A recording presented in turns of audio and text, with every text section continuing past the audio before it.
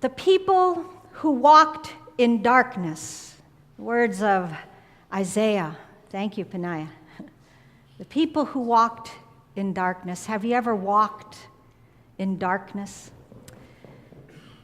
When Paul and I were imagining ourselves on the Camino, we could not imagine that we would be walking in the dark, so we didn't bother bringing a headlamp, even though they're small. That's a lot of weight. We had to have cell phones anyway, so we figured, well, if there's a need, we have our cell phones. Well, this is one of my pictures of the many mornings we got up before dawn to start our journey for the day. Because we learned quickly that it was this, walking in the dawn, before dawn, or paying a price later in the afternoon when the sun was out and very hot. It was neither easy nor comfortable for two reasons. It wasn't easy because one had to be focused on your feet every step. We had various surfaces we were walking on, but when you're in the dark, you don't know what's coming. And so you have to be watching. And that's kind of tiring.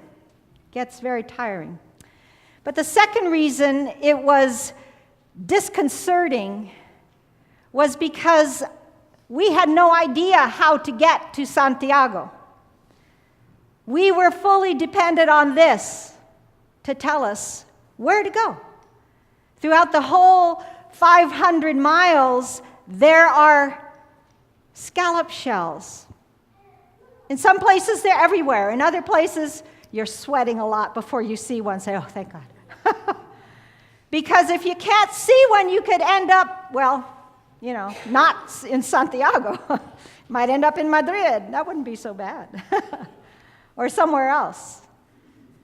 And so in the dark, you could easily miss that scallop shell that told you where to go. I don't know if you can see it, but there's a kilometer marker here in the bottom on your left. You see how dark that is? You could end up in Madrid. So it was kind of disconcerting, and I remember longing for light. And it was such a relief when the sun finally, as it always did, broke through that darkness and we were able to turn off the cell phones. Along the Camino, I learned that there were other places of darkness. There were many memorials of pilgrims who had died on the trip, on the road, from centuries past, but also more recently. And I learned that there were even darker places, the darkest being memorials where there had been mass graves.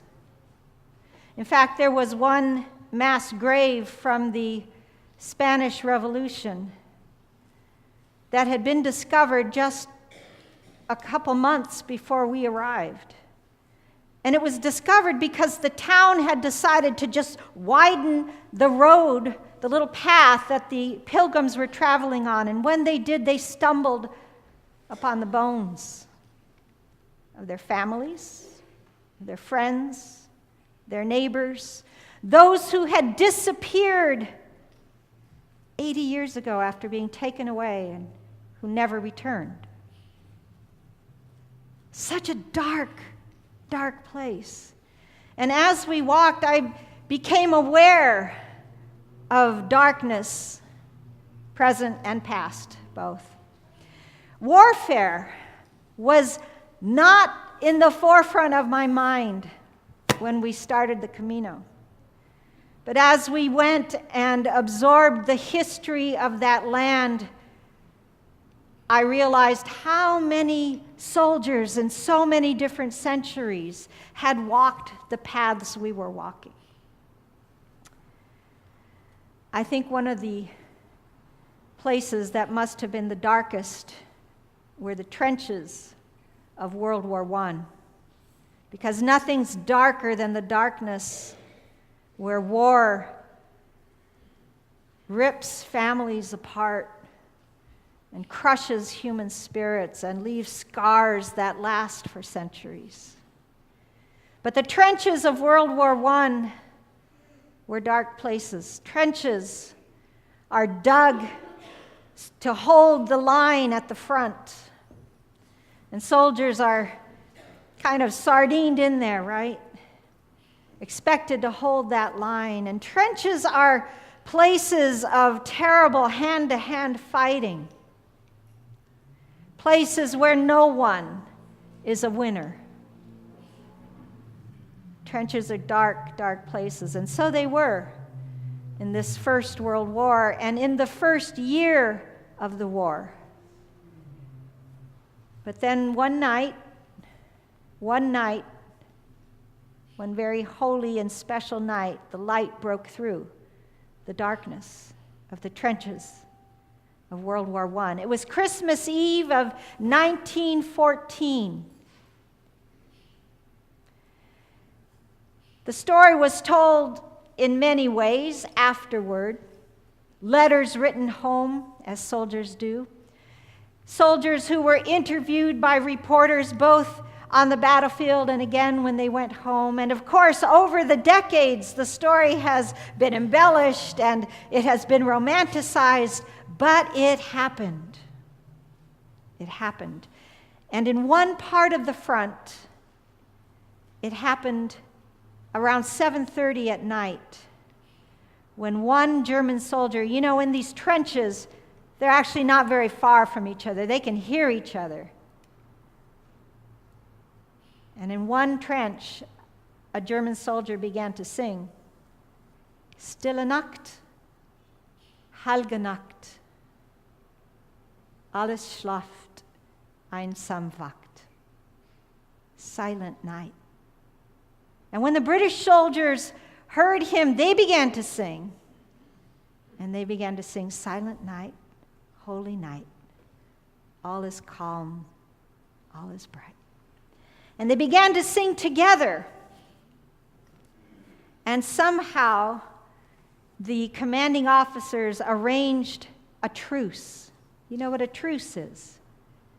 The soldiers laid down their arms, and they agreed that this night and the next day, there would be no warfare.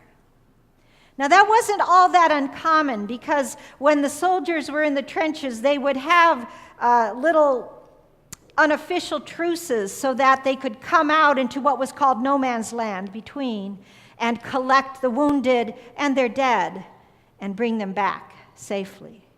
So it was a gentleman's war in that sense. But when they began to sing Silent Night and they called a different kind of truce, it was in a different kind of light. And so slowly the soldiers began to crawl out of those trenches and meet one another when the light came and the Christmas day was born. And they began to exchange little gifts. Maybe it was cigarettes, a cigar. Maybe it was a cap, little Christmas decorations that they all had. They found ways to say it's Christmas Day to one another. The Prince of Peace is born. Can you imagine what that might have been like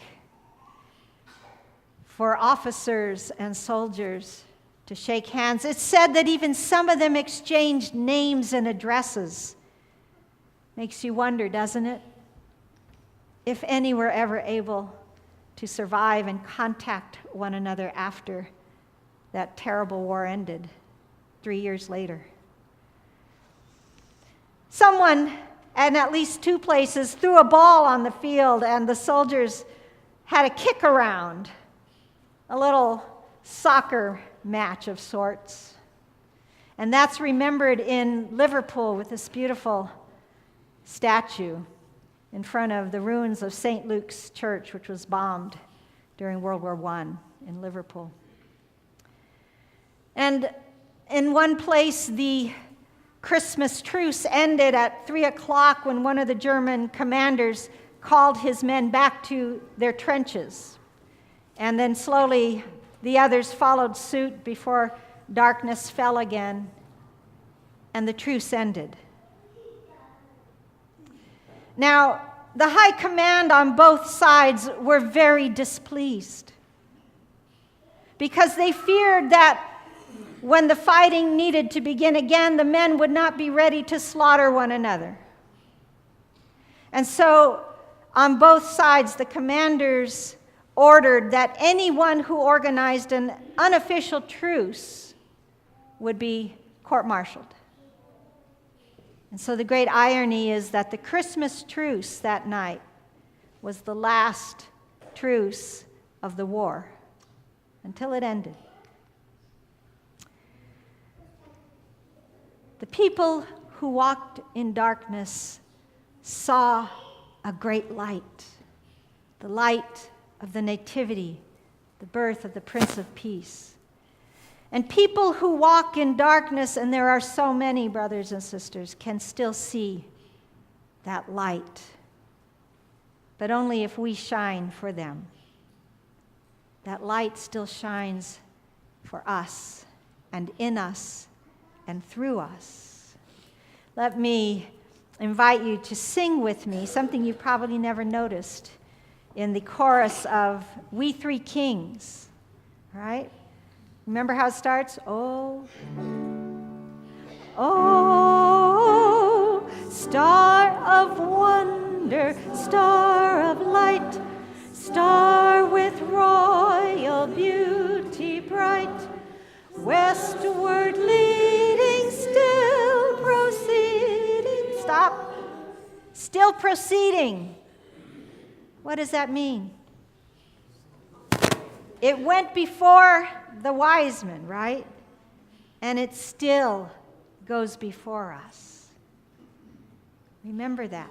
That star still goes before us. Let's finish. Guide us to thy perfect light. Let that be your prayer this week of Advent, this first week, because there are people walking in darkness all around us, and they need us to shine.